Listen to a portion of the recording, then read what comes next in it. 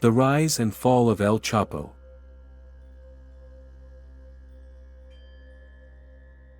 El Chapo, whose real name is Joaquín Guzmán Loera, is arguably one of the most notorious drug lords in modern history. His rise to power in the Sinaloa cartel and his subsequent capture and extradition to the United States made headlines around the world. But who was El Chapo, and how did he become the leader of one of the world's most powerful drug organizations? The early years, the making of El Chapo. Joaquín Guzmán Loera was born in La Tuna, a small town in the state of Sinaloa, Mexico, in 1957. He grew up in poverty and began working in the drug trade at a young age. El Chapo started out as a low-level member of the Guadalajara cartel, which was headed by Miguel Ángel Félix Gallardo. In the 1980s, the Guadalajara cartel was one of the most powerful drug trafficking organizations in Mexico. El Chapo quickly rose through the ranks and became one of the organization's most trusted lieutenants. When Félix Gallardo was arrested in 1989, the cartel split into several factions, including the Sinaloa cartel, which was led by El Chapo. The Sinaloa cartel, rise to power. Under El Chapo's leadership, the Sinaloa cartel became one of the most powerful drug organizations in the world. The cartel trafficked large quantities of cocaine, marijuana, and heroin into the United States, and it also had a significant presence in Europe and Asia. El Chapo was known for his business acumen and his willingness to use violence to maintain control of his organization. The cartel was responsible for numerous acts of violence, including assassinations and kidnappings. However, the cartel also had a reputation for being business savvy, and it was able to build a vast network of corrupt officials and law enforcement personnel in Mexico. El Chapo's reign, control and violence. For over a decade, El Chapo was one of the most wanted men in the world. He evaded capture by constantly moving from place to place and using sophisticated methods to avoid detection. Despite the efforts of Mexican and U.S. law enforcement agencies, El Chapo was able to maintain control of the Sinaloa cartel and expand its operations. However, the violence and corruption associated with the Sinaloa cartel continued to escalate. In 2006, then-Mexican President Felipe Calderón launched a crackdown on drug trafficking organizations, including the Sinaloa cartel. The resulting violence led to the deaths of tens of thousands of people in Mexico. The hunt begins, El Chapo's first capture. In 1993, El Chapo was arrested in Guatemala and extradited to Mexico, where he was sentenced to 20 years in prison for drug trafficking. However, he was able to bribe his way out of prison in 2001 and went into hiding. El Chapo was on the run for over a decade before he was captured again in 2014. This time, he was taken into custody by Mexican Marines at a beach resort in Mazatlan, Sinaloa. The arrest was a significant victory for Mexican authorities, but it was short-lived. Escapes and betrayals, El Chapo's dramatic prison breaks. El Chapo was able to escape from prison twice.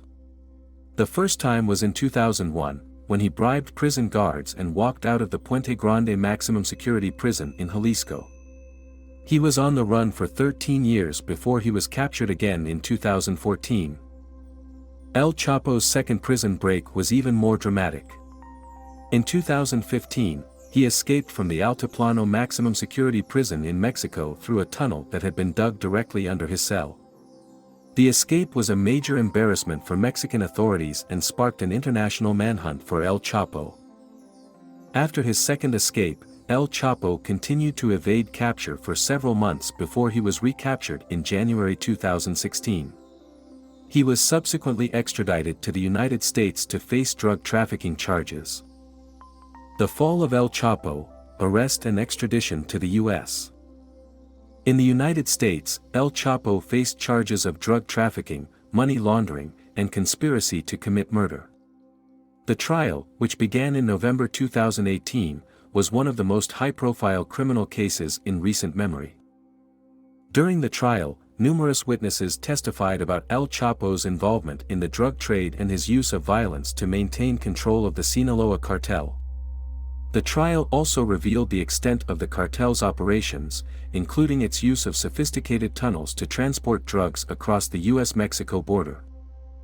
In February 2019, El Chapo was found guilty on all counts and was sentenced to life in prison without the possibility of parole.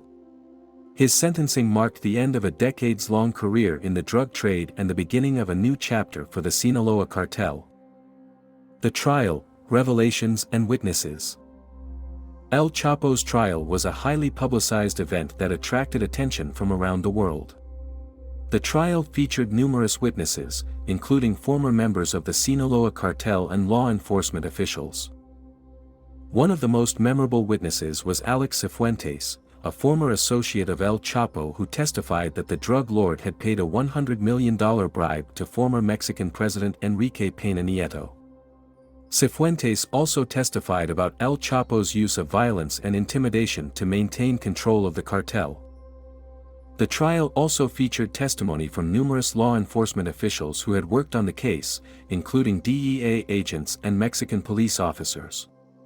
Their testimony provided insight into the complex web of corruption and violence that permeated the drug trade in Mexico.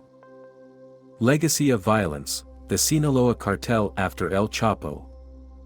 Despite El Chapo's arrest and conviction, the Sinaloa cartel remains one of the most powerful drug organizations in the world. The cartel continues to traffic drugs into the United States and other countries and has expanded its operations to include human trafficking and extortion. The cartel has also faced challenges from rival drug organizations, including the Jalisco New Generation Cartel, which has been responsible for a wave of violence in Mexico in recent years. The violence associated with the drug trade in Mexico continues to take a heavy toll on the country, with tens of thousands of people killed or disappeared over the past decade. Mexico's war on drugs: lessons from El Chapo's case. El Chapo's career in the drug trade highlights the challenges facing Mexico and other countries in the fight against drug trafficking. The drug trade is a multi-billion-dollar industry that fuels corruption and violence around the world. Mexico has struggled to address the problem of drug trafficking, with efforts to crack down on drug organizations often leading to increased violence and instability. The U.S. has also been criticized for its role in the drug trade, with critics arguing that demand for drugs in the U.S. fuels the violence and corruption in Mexico and other countries. El Chapo's case highlights the need for a comprehensive approach to addressing the problem of drug trafficking. This approach should include efforts to reduce demand for drugs, strengthen law enforcement and judicial institutions, and address the root causes of poverty and inequality that drive people to engage in the drug trade. El Chapo's enduring myth, pop culture and infamy. Despite the violence and harm caused by El Chapo and his organization, he has become something of a folk hero in popular culture. His image has been romanticized in music, movies, and television shows, with many people viewing him as a Robin Hood-like figure who defied the odds and fought against a corrupt system. El Chapo's notoriety has also extended beyond pop culture, with his image appearing on everything from t-shirts to coffee mugs. He has become a symbol of the drug trade and the violence and corruption that often accompanies it. However, it's important to remember that El Chapo was responsible for countless deaths and immeasurable harm to individuals and communities. His legacy is not one to be celebrated or glorified, but rather to be remembered as a cautionary tale about the dangers of the drug trade and the need for global cooperation to address this problem. The story of El Chapo is a complex and tragic one, marked by violence, corruption, and a relentless pursuit of power and wealth. His career in the drug trade highlights the challenges facing countries around the world in the fight against drug trafficking and the need for a comprehensive approach to address this problem. El Chapo's arrest and conviction were a significant victory in the fight against the drug trade, but they also underscore the ongoing challenges and complexities of this issue. It's important to remember the harm caused by the drug trade and the need to work together to address this problem and create a safer and more just world for all.